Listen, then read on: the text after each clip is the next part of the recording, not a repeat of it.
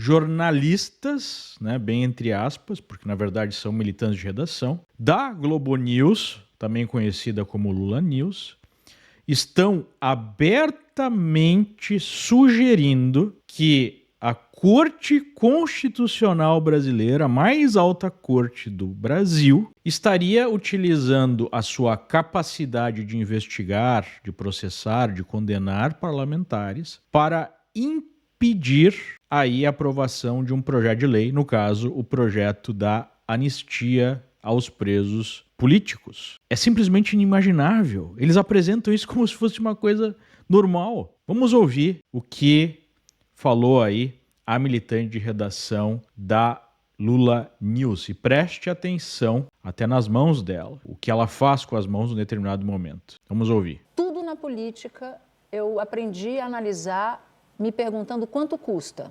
Qual é o custo político para o Centrão de patrocinar o avanço da anistia? É enorme, porque compra uma briga direta com o Supremo Tribunal Federal. E, como disse você, tem um bando de gente amarrado pelo pescoço. O Supremo nunca teve... Com as emendas, então, o que tem de...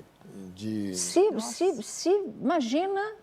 Passa anistia. Imagina uma decisão do ministro Flávio Dino, falou assim, bom, então estou decidindo aqui, vamos abrir tudo, Polícia Federal você entra, Tribunal de Contas me passa tudo aqui, vai sobrar o quê? O que ela está sugerindo abertamente são três coisas. Que há uma corrupção sistêmica no processo de emendas. Que essa corrupção não estaria sendo investigada como deveria. E mais, e aí vem o ponto mais grave, né? Como se os outros dois já não fossem. Se os parlamentares não votarem uma matéria, né, anistia, de acordo com o desejo do investigador, no caso do Supremo, se eles aprovarem, por exemplo, a anistia, que o Supremo não quer que eles aprovem, esses parlamentares seriam submetidos a investigação e condenação dessas emendas, né, pelas mãos aí de um ministro. Ou seja, ela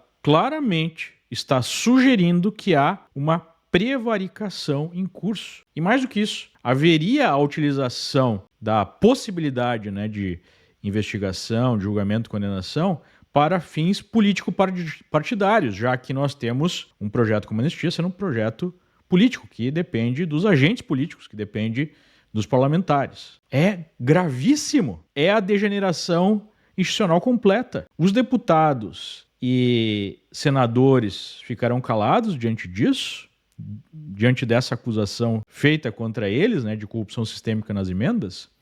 Eles ficarão calados diante dessa denúncia de uso político, né, do principal, do mais alto tribunal do país. E o próprio Supremo também não falará nada em relação a essa grave acusação, porque a militante de redação pode estar repassando algo que ela sabe, e aí seria uma denúncia que precisa ser investigada, ou ela está usando isso para colocar medo nos deputados, né, para pressionar os deputados contra a aprovação de um projeto que talvez ela não queira que seja aprovado. E nesse caso seria uma denunciação caluniosa, né?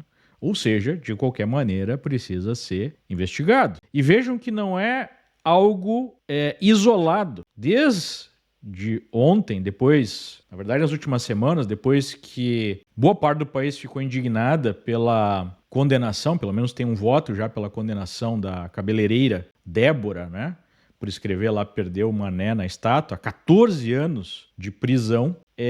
Muita gente começou a coçar a cabeça, até mesmo quem não é direita, quem não é o que eles chamam de bolsonarista, né? Pessoas até parte da esquerda, dizendo, peraí, 14 anos de prisão, e ficou mais evidente a arbitrariedade contra centenas de pessoas. Muitas das pessoas não invadiram nada, não quebraram nada, estavam apenas fazendo uma manifestação política, estão sendo submetidas a penas duríssimas, que nem assassinos, que nem outros criminosos pegam, né, em condenações. E aí vem o Supremo e diz, não, a gente não prendeu velhinhas com bilha na mão, foram apenas 42 idosos presos nesses processos, né?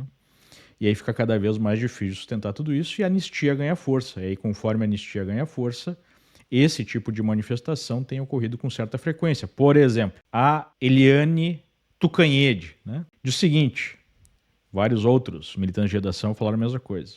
Moraes mira canhões contra a anistia e tira Kassab da primeira instância de volta para o Supremo. O que aconteceu se você não acompanhou? O Supremo mudou recentemente um entendimento que defendia a saída do foro privilegiado no Supremo para ex-presidentes, ex-deputados, pessoas que não teriam mais cargos públicos, de volta para a primeira instância. Essa era a compreensão. Agora, o Supremo decidiu que, mesmo que alguém saia de um cargo público, o processo deve permanecer no Supremo. Então, vários líderes políticos que não têm cargo público estão novamente sendo julgados pelo Supremo. Entre eles, o Kassab, que, todo mundo sabe, é um dos principais líderes do chamado Centrão. De uma certa forma, ele absorveu aquela força política que era representada no passado pelo PSDB, hoje por um partido chamado PSD. E, recentemente, Bolsonaro disse que estaria negociando o apoio do Kassab para a anistia. E agora, a militante de redação do regime diz que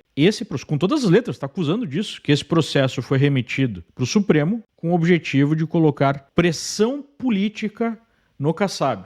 O que ela está dizendo aqui? Então ela está dizendo que o processo será utilizado como uma moeda de troca política? Tipo, esse processo não vai adiante se o Kassab resolver não apoiar a anistia? É isso que ela está falando? É isso que ela está afirmando? Ou seja, com a maior naturalidade do mundo, eles estão acusando os ministros de atuarem de forma política e não de forma jurídica, o que obviamente é passível de impeachment. Então, novamente, ou é uma acusação falsa, e aí ela teria que ser investigada por isso, ou é algo que precisa ser levantado, porque se for verdade, é gravíssimo. Mas não, Na democracia pujante brasileira, é tratado por muita gente, especialmente pela militância de redação, como algo normal se utilizar a Corte Constitucional para pressionar parlamentares ou agentes políticos para tomar uma decisão ou outra. É isso que acontece numa democracia?